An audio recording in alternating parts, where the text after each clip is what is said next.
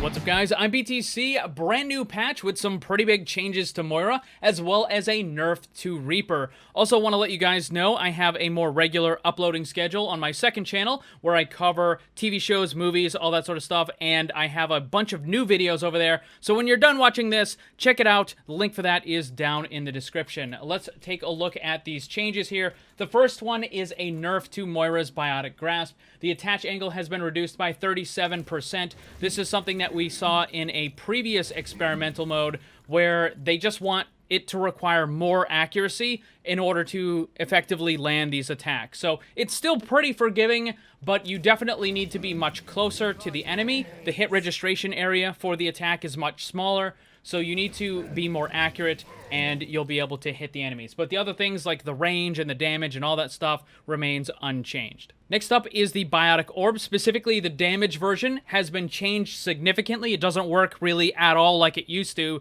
And some of you guys are not going to believe this, but one of the hero concepts that I've been working on now has this exact ability. And I'm talking exact. Same cooldown, same duration, same damage per second, same the fact that it sticks to enemy. Everything about it is the exact same. And now I have to change it because Blizzard put it on Moira. Although there's no guarantee that they're going to keep it on Moira, but I just think it's kind of funny. So anyways, how the new Biotic Orb, the damage one, works is it will stick to enemies. And it will deal 60 damage per second for up to 3 seconds or until the main target has taken 120 damage. So you throw this, the main target is going to take 120 damage, and then the orb disappears. Now, if that main target has something like Fortify or some other damage resist where they can survive and it doesn't do the full 120, then the orb will last for 3 seconds instead, the full 3 seconds. So when you use Fortify, for example, you're going to reduce the damage on yourself, but potentially increase the damage on everybody else that is near you. Now, there's another really big change with this, in that the damage orb will now only bounce once, and then it disappears. It does not affect the healing orb, which will still bounce any number of times, but the damage orb will only bounce once. Also, the damage orb will be destroyed by enemy barriers, so you cannot throw the damage orb through enemy barriers. However, they did increase the projectile speed from 20 to 25. So you can see I can throw it over there, it sticks and starts dealing damage. Something else that's really important to point out with this new damage orb is just how much damage potential it has. My version on my hero concept was a DPS character because they do damage. That's what they're supposed to do. However, on Moira, I'm not so sure if this is exactly a good idea, because think about it. You do 120 damage to the main target, and then you also do 120 damage to the nearby targets. So if you have an extra target, that's 120 plus 120, 240. 3 targets is 360, 4 targets is 480, 5 targets is 600, and 6 targets is 720 damage. If you were to throw this orb into a grav, into a 6-man grav, you would do 720 damage. And the thing is, it doesn't even need to be into a grav. Oftentimes, enemies are going to be bunched up in a lot of cases. A lot of situations where they're going to be very close together. And you can throw out this orb and very easily do 300, 400, 500 damage with very little effort. I think that this change would make people want to DPS Moira even more. I don't think you would ever see anyone throwing out the healing orb. Why bother? If you can throw out a single damage orb and do anywhere between 300 to 500 damage on a regular basis, why would you ever throw the healing orb? It doesn't make any sense. So, I don't really know about this. I think it would be a great ability. After all, I came up with it myself. But I think it would be better on a DPS character and not on a support.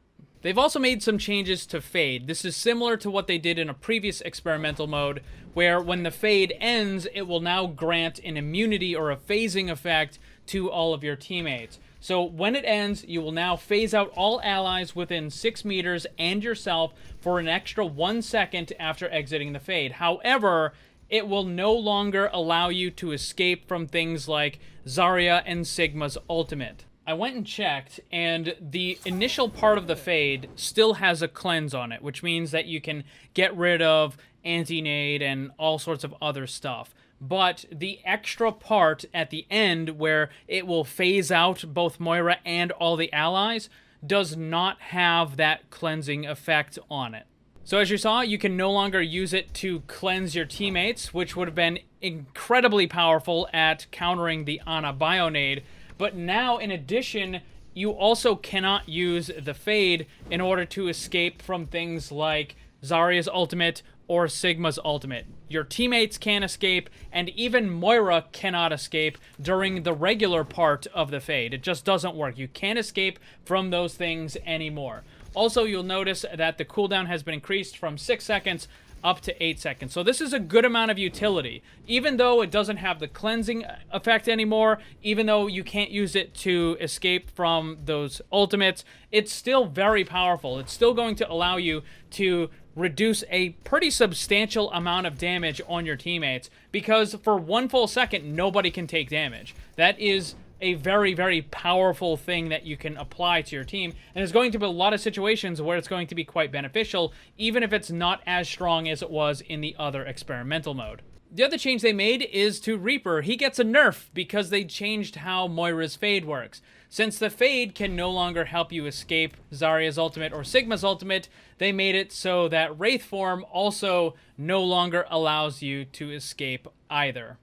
Overall, I think the attack change is fine, requires you to be more accurate. The Fade could be a pretty good new utility without being as powerful as it was in the previous experimental version, but I'm really concerned about that damage orb. Again, I think on a DPS hero it would be fine, but on a support character, being able to throw out that orb every 10 seconds and do somewhere between 300 to 500 damage on average, that is a massive, massive amount of damage. Now, lower bracket players, lower ranked players are probably going to waste a lot of those orbs just kind of throwing them out there, and they're going to miss and they're not going to attach. But the upper bracket in particular, GM players, they're going to be able to hit those damage orbs way more often, and that is going to be an absolutely massive amount of damage when those orbs land.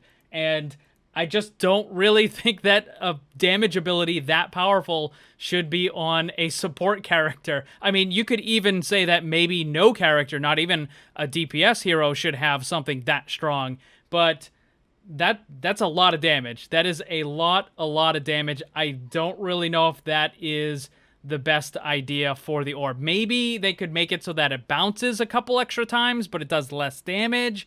Something, I'm not really sure, but 720 damage, or even, 600 damage or 500 damage, that's a lot. That is a lot. What do you guys think about it? Let me know down below. Also, again, a bunch of new videos over on the second channel. Now that you're done watching this, go and check them out.